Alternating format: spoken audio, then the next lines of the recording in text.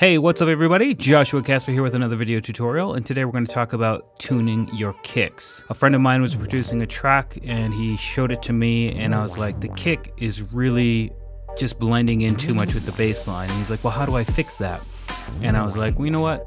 Maybe I'll make a full tutorial for everybody else because it's quite an easy fix, and that's what I'm going to show you how to do in this video. The quick and the dirty of it is you want your kick generally to be a fifth above or below your bass line. Depends on how low your bass line is. In general, it's going to be a fifth above, but if you're playing your bass really high on the scale, then you're going to want to be a fifth below. And what that's going to do is help to separate the kick from the bass line, and it's going to keep them harmonically synced as well, because a fifth, and let's go ahead and jump into the internet here so I can show you. The fifth is the musical interview corresponding to the pair of pitches with a frequency of ratio of 3:2, and it is the closest you can get to being equal or sounding the best. It's the best ratio you can have outside of a full octave. So if I go up from C1 to C2, that's a full octave. Those are going to fit together very, very well. But if I want to go somewhere in between there, the next best place is the perfect fifth. So that's what I'm going to show you real quick inside of Ableton.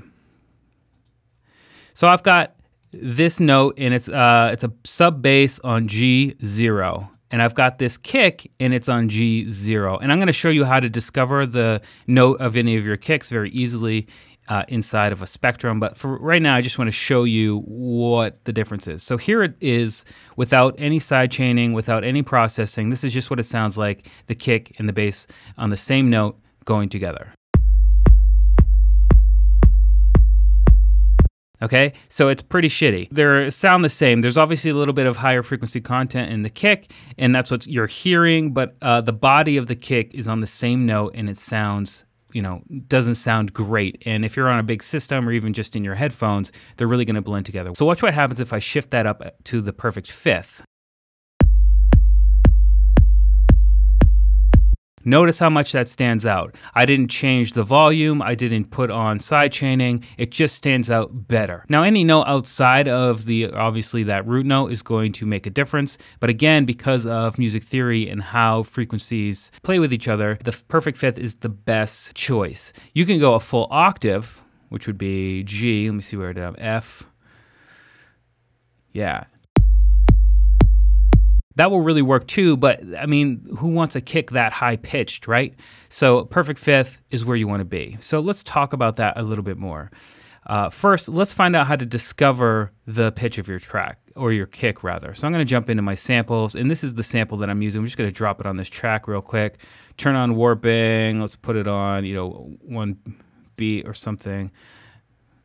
Zoom in and just move it around. And what we want to do is use a Spectrum. So I'm going to come into Audio Effects and Spectrum. It's down here.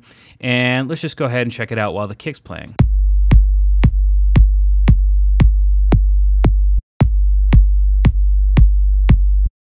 Okay, so if you look where the peak is here, if I come in and make the peak a little bit better, you'll see that it's at G0, and you'll look down here while it's playing. You can see what note value it is, or the hertz value. And if you look right here, we're at G0. That's where that peak is. That's the fundamental note, or the root note of the kick. So now I know that this kick is at G0. So what I can do from there, if we come in and let's get rid of Spectrum for a second, is pull that into Sampler. I'll just go ahead and delete this and put a new one on there so we can get the full process. Come into Sampler or Simpler, drag it on there. I got my sample, and I just want to come in and drop it in there. Boom. And what we want to do is change the root key to G0.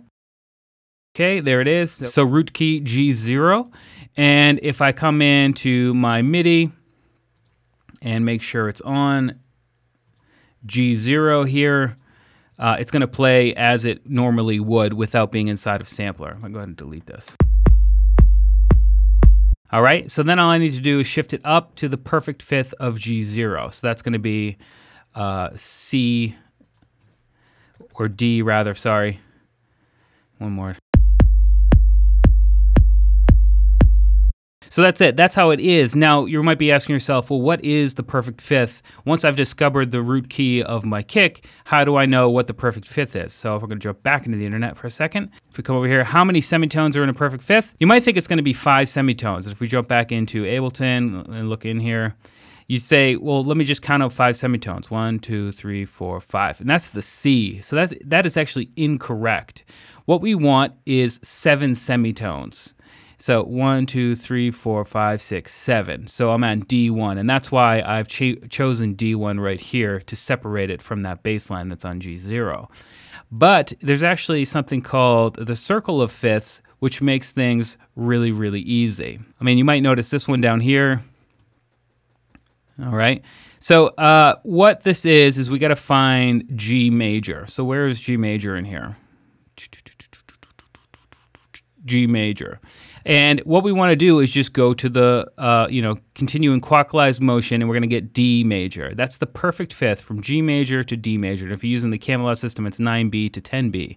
So that's all you have to do. And if you want to go a fifth down, you just got to go counterclockwise inside of the chart here. So if I want to go down to C major, I can actually go down from G0 to C -1, and I'll be a perfect fifth below.